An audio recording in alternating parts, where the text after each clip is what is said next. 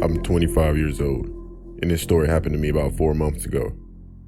I was doing some late evening shopping at my local Sam's Club. I was looking for items to put in my new apartment and wanted to look at some TVs they had on sale. I think it was around 8 p.m. when I entered the store. The first thing I noticed before entering, however, was a man who stood there near the entrance. He gave me a very long, intense stare. He didn't look well at all. He looked very on edge and jittery. He was wearing a New York Giants cap, a black tank top that had holes in it, and skinny black jeans. He had a poorly shaven face and big red bags under his eyes. I remember looking around at some kitchen appliances when I noticed that the guy from outside was standing in the same aisle.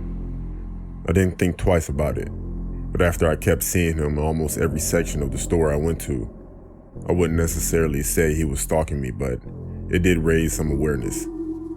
After picking up a few items, there was about 25 minutes left until the store closed.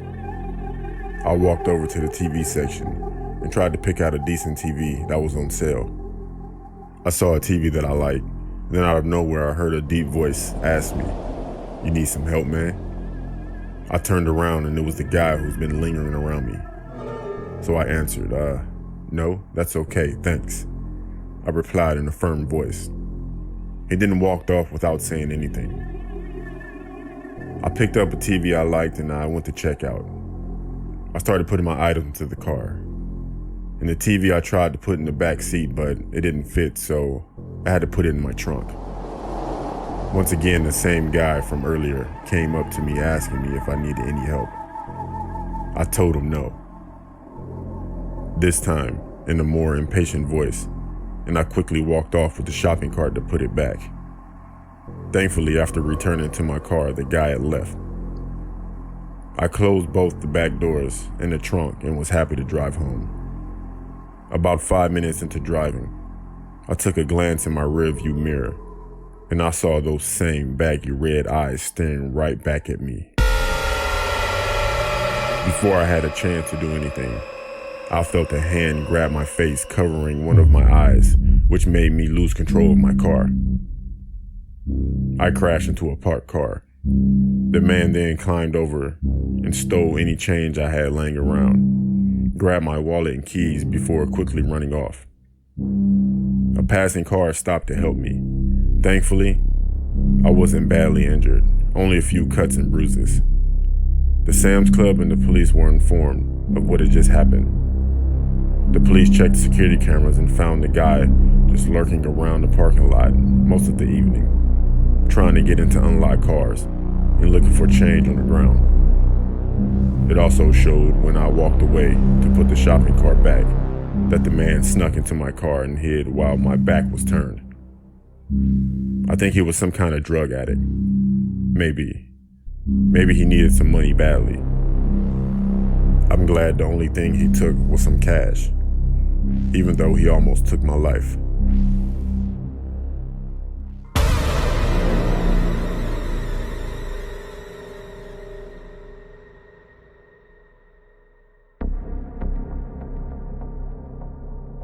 My name is Evelyn. I'm 18 years old, and this story happened recently. I started working at my local Sam's Club to earn a little extra cash while I'm in college. I used to work the evening shifts. I started my first evening shift with another colleague who was also new and started the same time as myself. His name was Matthew.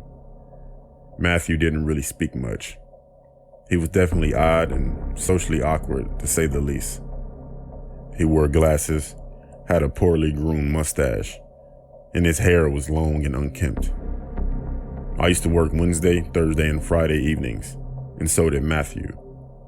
Our job was to tidy up in certain areas of the store and restock a few things. As we were working, I would catch Matthew staring at me, and it seemed like he wasn't doing much work. But like I said, he did come off as quite strange from the start. During my shifts, I would often go to the break room and eat a quick snack for 5 minutes or so.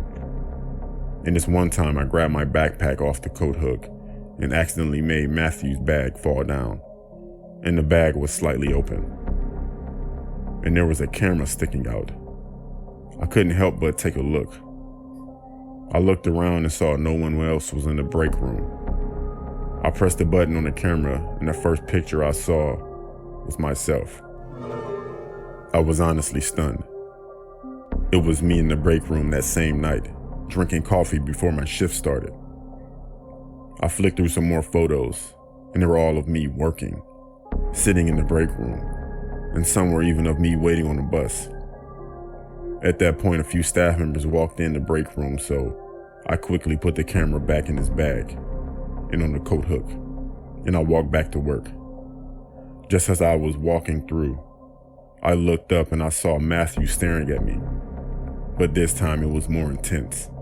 I wasn't sure if he caught me going through his camera, but I played it off as if nothing happened, in case he didn't see, although I had a bad feeling he did.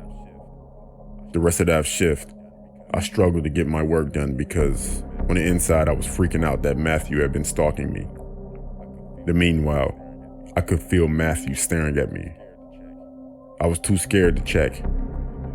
That night I walked to my bus stop very paranoid, and I couldn't see Matthew, but I just knew he was there somewhere.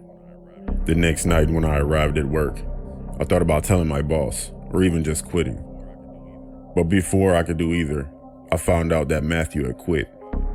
When I asked why, they said he just quit out of nowhere, no explanation. I gotta say, I was very relieved and thought about just letting it go. That evening, I worked without the stress and worry about being watched. After I finished my shift and was walking toward the bus stop, I reached into my coat pocket and felt something. I pulled out 3 photos. The first one was of me when I was going through the camera in Matthew's bag. The second one was outside of my college dorm.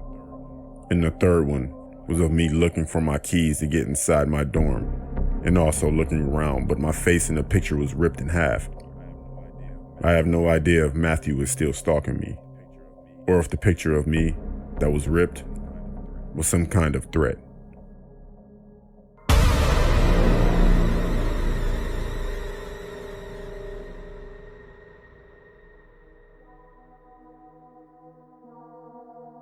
My name is Kate. I'm 22 years old, and about 3 years ago, I got a job working at Sam's Club. My best friend, Mimi, who worked there before me, was the one who suggested that I apply there. Her job was to work on the cash register. Mine was to stock shelves and keep certain areas tidy. One day, a young man entered the store and started to make conversation with me. I would say he was around 25 years old. After some friendly chit-chat, he eventually said that I looked like a model, and he has contacts within the modeling agencies. Honestly, I didn't believe a word he said. He was nice, but I wasn't about to fall for this. After many attempts of trying to persuade me to go with him to meet somewhere, to meet some contacts, he eventually gave up. He didn't leave the store, however, because about 5 minutes later I noticed him talking to Mimi as she was working on the cash register. I was hoping she wouldn't fall for it, but unfortunately she did.